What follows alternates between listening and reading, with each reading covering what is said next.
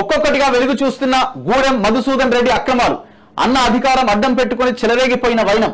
ఇప్పటికే మైనింగ్ కేసులో పోలీస్ కస్టడీలో మధుసూదన్ రెడ్డి. అమీన్పూర్ కేంద్రంగా 100 కోట్ల విలువైన భూముల దోపిడీ, అధికారులను ఆర్థిక బలంతో వశం చేసుకుని కబ్జా పర్వాలు. టీఆర్ఎస్ ప్రభుత్వంలో అడ్డగోలు అక్రమాలకు పాల్పడ్డ గూడెం బ్రదర్స్. నాకు తెలిసి మైపాల్ రెడ్డికి కొన్ని వేల కోట్ల ఆస్తులు ఉండుంటాయి, వేల కోట్ల ఆస్తులు. వీళ్ళు చేసిన అరాచకం ఇప్పుడు ఈయన ఎవరు అనుకుంటున్నారు? వీళ్ళు హరీష్ రావు బినామీలు, వీళ్ళంతా దగ్గర వ్యాపార సంబంధాలు. వీళ్ళకి గూడెం మైపాల్ రెడ్డికి టికెట్ ఇవ్వాలన్నా వద్దా అన్న విషయంలో కేసీఆర్ ఆలోచిస్తుంటే, నా టికెట్ అయినా వదులుకుంటా కానీ మైపాల్ రెడ్డి టికెట్ వదులుకోవడానికి వీలు లేదని చెప్పిన వ్యక్తి హరీష్ రావు. పటాన్చెరు నియోజకవర్గం అంటేనే హాట్ కేక్. అది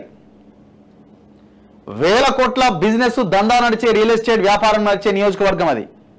ఉత్తగా ఒక ఎమ్మెల్యేకి ఇట్లా నోట్ల కట్టలు వచ్చి టేబుల్ మీద పడిపోతూ ఉంటాయి, అట్లాంటి నియోజకవర్గం అది. వీళ్ళు చేసిన దందాలు మామూలు దందాలు కాదు, మొత్తం చెరువులు కబ్జా, ఎక్కడికక్కడ సర్వనాశనం చేసి పడేసినారు పటాన్చెరు నియోజకవర్గాన్ని. వీళ్ళ తరఫున మళ్ళీ హరీష్ రావు ప్రెస్ మీటు. ఇప్పుడు ఆయన వాళ్ళ తమ్ముడిని అరెస్ట్ చేసినారు. ఇప్పుడు ఈయన కాంగ్రెస్లోకి రావడానికి రెడీగా ఉన్నాడు.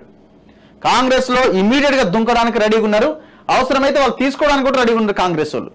నాకున్న ఇన్ఫర్మేషన్ ప్రకారం ఏం జరుగుతుందో చూడాలి. గత మున్సిపల్ కమిషనర్ అండదండలతో పేట్రేగిపోయిన కబ్జా కోర్. చిత్రపురి కాలనీ లేఅవుట్లో చిత్ర విచిత్రాలు సృష్టించిన మాయగాడు మధుసూదన్ రెడ్డి అక్రమాల్లో ఎమ్మెల్యే మైపాల్ రెడ్డికి సంబంధం లేదా? వీరి అక్రమాలపై పూర్తి స్థాయి విచారణ చేయాలి. అక్రమంగా దోచుకున్న సొమ్ముతో పటాన్చెరువును 10 రెట్లు అభివృద్ధి చేయొచ్చు అంటున్న స్థానికులు. అప్రూవల్ లేఅవుట్లో మాయమైన మార్టిగేజ్ స్థలాలు.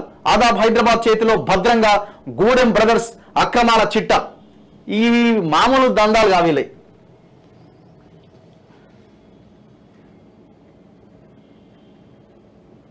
ఇవి చాలా రాసినాయి.